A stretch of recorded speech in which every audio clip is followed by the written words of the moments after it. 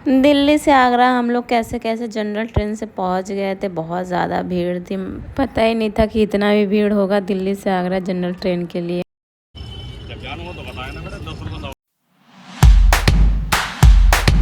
Hello guys, welcome back to my new blog. तो आज मेरा गला कुछ सही नहीं है और मैं अपने नेक्स्ट डेस्टिनेशन आगरा पहुंच चुकी हूँ। अब रूम तो ले ली हूँ, अब वहाँ जाने की तैयारी हो रही है। भाड़ा इतना ज़्यादा बता रहे हैं टोटो का कि क्या बताऊँ। अब फ़ोटो तो खींच ले रही हूँ, फिर उसके बाद चलती हूँ और आपको दिखाती हूँ। दीदी की फ्रेंड ऑटो वाले से बात कर ली तो वो हम लोग को चूतिया नहीं बना पाया, कम पैसे लिए, हम लोग कम पैसे में निकल लिए। गाइस फाइनली ऑटो मिल चुकी है और वहाँ से जहाँ हम लोग का रूम है जैन धर्मशाला, वहाँ का ले रहा है 140 और सही ले रहा है। हम लोग 5-6 लोग हैं तो सही ले रहा है। एक ऑटो में कितने बैठे हैं? 3-4 बैठे हैं। यहाँ वही रूल है थोड़ा बहुत पूरे को नहीं बैठने देना क्योंकि सामान भी बहुत ज़्यादा है। तो हम लोग निकल रहे हैं। हम लोग का ट्रेन इतना ज़्यादा लेट था, हम लोग सोचे थे 7 बजे तक पहुंच जाएंगे, 8 बजे तक, लगभग 8 बजे तक तो पहुंच ही जाएंगे, पर पहुंचते पहुंचते 9 बज गए। एकदम ज़्यादा धूप निकल गया है। अब कैसे घूमेंगे वो आप मेरे ब्लॉग में देखिएगा। बहुत ज़्यादा गर्मी है यहाँ पे। हम लोग पहुँच चुके हैं आगरा, अपने डेस्टिनेशन। वहाँ के ऑटो वाले भैया लोग आपको पूरा मतलब जितना भी जगह है आगरा में घुमाने का आपको एक लिस्ट देंगे। लगभग सब चीज़ करके वो बोल रहे थे कि 600 में आपको पूरा घुमा देंगे ऑटो से। एक ऑटो सर्विस होती है पूरा आगरे में, जितने भी मॉन्यूमेंट्स हैं सारा आपको घुमाने के लिए वो ज़िम्मेदार लेते हैं। पर हम लोग बोले नहीं, उनके साथ क्या ही घूमेंगे, हम लोग खुद से ही घूम लेंगे। ज़्यादा जगह हम लोग को घूमना नहीं था तो हम लोग वही खुद से ही घूम लिए। फिर भी पैसे लगे, वहाँ की टिकट ही इतनी महंगा थी आगरा की, तो पैसे लग ही गए। और ये भैया बोल रहे थे कि पूरा लगभग 600 लेंगे घुमाने का। तो हम बोले हम लोग को इतना घूमना ही नहीं है तो क्या ही पैसा दें इनको। तो दीदी बोली नहीं भैया रहने दीजिए, हम लोग को एक ही दिन यहाँ पे रहना है, स्टे करना है, उसके बाद तो हम लोग को जाना है कहीं और। तो उसके बाद हम लोग निकल गए थे अपने निकले क्या था वहीं पे छोड़ा था हम लोग को जैन धर्मशाला। देखिए कितना खूबसूरत है। तो वहाँ पहुँच के हम लोग रेस्ट। गाइस मेरी दीदी के फ्रेंड थे तो हम लोग को धर्मशाला मिल गया, जैन धर्मशाला। तो जैन लोग बस उन्हीं को मिलता है और काफ़ी अच्छा है, बहुत अच्छा लुक है यहाँ का। गाइस अब मैं रेडी हो गई हूँ, अब निकलती हूँ अपने डेस्टिनेशन पे। गाइस मैं रेडी हो गई हूँ, अब निकल रही हूँ ताजमहल देखने। ये मेरा लुक है। दोस्तों दीदी के घर पहुँचे हैं खाने के लिए, फिर उसके बाद आगरा जाएंगे। गाइस आगरा आ गई हूँ मैं ताजमहल देखने। ये भाग न जाए। जब आप लोग ताजमहल के पास पहुँचेंगे तो वहाँ आपको टुक टुक यानी टोटो, ऑटो और ये टांगे वाले मिलेंगे। दोनों लगभग 10 रुपये ही लेंगे एक लोग का घुमाने के लिए। तो कृपया आप लोग हो सके तो आप टुक टुक लीजिए या टोटो लीजिए। पर मैं कभी टांगे पे बैठी नहीं थी तो मैं सोची चलो ये भी एक्सपीरियंस कर लेती हूँ। तो इससे मैंने घूमा। और देखिए आपको पहले ही बता देती हूँ, ये भैया आपको ले जाएंगे, बोलेंगे मीना बाज़ार ले जाएंगे, पेठा ले जाएंगे, पर आप वहाँ पे नहीं जाइए क्योंकि पेठा आप जानते ही खाने वाली जगह है। और मीना बाज़ार कुछ भी नहीं है, जैसा दिखाता था जोधा अकबर में वैसा कुछ भी मीना बाज़ार नहीं है। सब वहाँ पे इस जनरेशन का हैंडमेड सामान सारा मिलता है।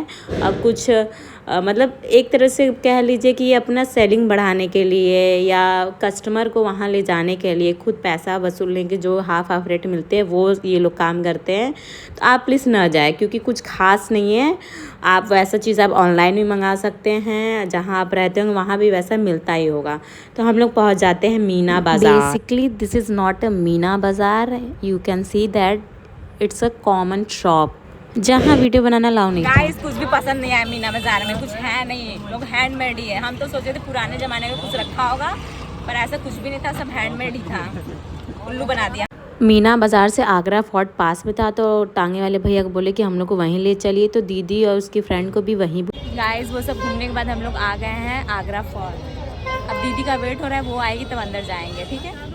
यहाँ बैग वैग जमा करते हैं, बाकी आप बॉटल कैरी कर सकते हैं, स्लिंग बैग ले जा सकते हैं, पॉकेट बैग ले जा सकते हैं। इसका टिकट का प्राइस था लगभग 40 रुपीज़ एक लोग का। तो हम लोग टिकट वगैरह लेके चल देते हैं अंदर की तरफ और काफ़ी लाइन लगी रहती है। फाइनली हम लोग पहुँच जाते हैं और आगरा फोर्ट इतना खूबसूरत लगता है। यहाँ आप लोग गाइड ज़रूर लीजिएगा। मैं गाइड ना लेके बहुत बड़ी गलती की थी। उतना मैं कंफ्यूज हो जा रही थी बहुत ज़्यादा कि कहाँ जाऊँ कहाँ नहीं क्या है। गाइड का प्राइस लगभग 300 रुपये था एक लोग के लिए। गाइस जो आप नीचे का फ्लोर देख रहे हैं ये इसलिए बनवाया गया था कि घोड़े आराम से चल सके फिसले। तो guys this is the entry of Agra fort. ये जो आपको सामने दिख रहे हैं आगरा फोर्ट की एंट्री यहीं से होती है। और ठीक मेरे सामने जो है यहाँ पे स्टेबल्स यानी घोड़े हाथी ये सब रखे जाते थे सामने कि सामने से दिख सके। तो अब चलते हैं आगरा फोर्ट के अंदर। एंट्री करते वक्त आपको जहांगीर का बाथ टब भी दिखेगा, वो मैंने कैप्चर नहीं किया था, भूल गई थी क्योंकि गाइड था नहीं, तो इसलिए फिर हम लोग जाते हैं उसी एंट्री से जहांगीर का बेडरूम। ये पूरा होल आपको जहांगीर का बेडरूम डाइनिंग हर चीज़ यहाँ पे आपको मिल जाएगा। और ये सामने ऊपर सबसे ऊंचे वाले दिख रहे हैं वहाँ पे जहांगीर रहते थे, और जो छोटे छोटे दिख रहे हैं वहाँ पे मेड सारी रहती थी, और जो बीच में छोटे छोटे विंडोज़ टाइप बने हैं वहाँ पे रानियाँ रहती थी, देखती थी सारा। तो ये पूरा जहांगीर का बेडरूम था, एक तरह से ये रंग महल था, यहाँ पे सारे फंक्शन भी होते थे। ये वही जगह है जहाँ से शाहजहाँ ताजमहल देखते थे अपने अंतिम समय में। तो इसके बाद हम लोग निकल जाते हैं बाहर की तरफ, मतलब बाहर की तरफ नहीं अंदर ही की तरफ। तो ये बहुत खूबसूरत मॉन्यूमेंट्स था, इतना अच्छा लग रहा था। यहाँ पे हम लोग फ़ोटो और वीडियोस वगैरह बना के निकल जाते हैं बाहर की तरफ। तो चलिए आपको बाहर दिखाते हैं। ये जो सामने आपको दिख रही है सारे सोल्जर लोग रहते थे, मतलब आर्मी लोग रहते थे यहाँ पे। और बीच में आपको दिखेंगे बहुत खूबसूरत सा बड़ा सा फाउंटेन, वो रोज़ वाटर फाउंटेन था। ये सामने आपको दिख रहे होंगे, यहाँ ये बीच में जो है वो यहाँ पे रोज़ वाटर फाउंटेन था, जब वीआईपी लोग आते थे उनके लिए था। तो ये सारे बहुत बड़े से गार्डन है, अंगूर के गार्डन, अंगूर का वाइन्स बना के जहांगीर पीते थे। होप सो मेरा वीडियो आपको पसंद है। कुछ अच्छे से मैंने दिखाया नहीं है, टूर गाइड ले लेती तो शायद अच्छे से आपको दिखा सकती थी। तो बाहर की तरफ मैं निकल जाती हूँ और बहुत ज़्यादा थक गई थी, तो पानी वहाँ पानी का भी सिस्टम है, ठंडे पानी का। गाइस आगरा फोर्ट से निकल चुके हैं, अब जा रहे हैं ताजमहल। यहाँ पे अगर आप आए तो पानी और खाने को कुछ लेके ही आए, क्योंकि आएंगे तो डिहाइड्रेशन फील होगा, बहुत ज़्यादा चलना है। हम तो मतलब जितना घूम सकते थे घूम लिए, आधा घंटा बचा, अब ताजमहल घूमेंगे, उसके बाद सीधा जाएंगे होटल, आराम करेंगे। मतलब इतना ज़्यादा थकावट हो चुकी है आपको क्या पता है। ताजमहल जाते वहाँ का आपको दिखाते हैं, फिर रूम पे चलते हैं। ये क्या था पता नहीं, शायद मेट्रो स्टेशन होगा। अब ये सामने ताजमहल था, तो हम लोग को एंट्री लेनी थी ताजमहल की, तो हम लोग एंट्री ले लिए थे। ताजमहल का टिकट था लगभग 50 रुपये, बहुत ज़्यादा कॉस्टली था। तो हम लोग टिकट वगैरह लेके बैठ जाते हैं अपने टुक टुक या जो भी वहाँ चलता है, वो एक लोग का कॉस्ट लगभग 20 रुपये ले रहा था। हम लोग निकल जाते हैं टुक टुक पे बैठ के। तो हम लोग के पास बैग वगैरह भी था, वो जमा भी करने होते हैं। हम लोग गलती से बहुत आगे जाके जहाँ पे म्यूज़ियम था वहाँ पे जाके जमा कर दिए थे, ना दिमाग ख़राब हो रहा था। गाइड वाले भी आके बोल रहे थे गाइड ले लीजिए, ये उसी में टाइम वेस्ट हो गया। तो फिर टिकट ले ही लिए थे, तो एंट्री कर देते हैं। ताजमहल के अंदर इतनी ज़्यादा भीड़ थी, इतना ज़्यादा लगाना पड़ा था, वहाँ चेकिंग वगैरह सब। तो फाइनली हम लोग वेस्ट गेट से एंट्री किए थे। तो वेस्ट गेट से एंट्री करेंगे तो ये फतेहपुर का गेट है, यहीं से शाहजहाँ जाते थे ताजमहल देखने के लिए।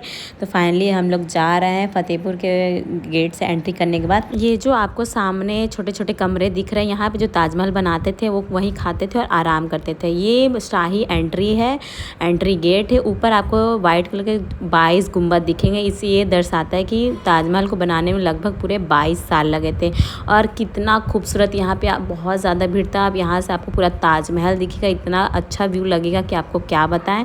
आप यहाँ पे वीडियो भी बना सकते हैं। तो फाइनली हम लोग ताजमहल पहुँच चुके थे। ताजमहल का टूर उतने अच्छे से नहीं किए थे। आगरा घूम चुके हैं, बैटरी डिस्चार्ज हो चुकी है, 1% बचा है, उसी पे ब्लॉग एंड करने का सोच रही है। या हो सके घर पे चार्ज करके ब्लॉग एंड करे, पर वीडियो सारा मैं बनाई हूँ, मैं वॉइस ओवर करूँगी और आप यूट्यूब पे पोस्ट करूँगी, तो आप ज़रूर देखिएगा। शॉर्ट्स भी मैं डालूँगी। और बहुत ज़्यादा थक गई, पैर जवाब दे दिया एकदम कि अब जाओ घर पे रेस्ट करो, बाय बाय। दीदी थोड़ा पीछे जाओ, दीदी पीछे जाओ। गाइस निधि रो रही है, मेरी दीदी ने उसका ज़बरदस्त बेइज्जती किया। फ़ोन छीन लिया है क्योंकि दिन भर चैटी आती है शायद। This is the Nidhi phone.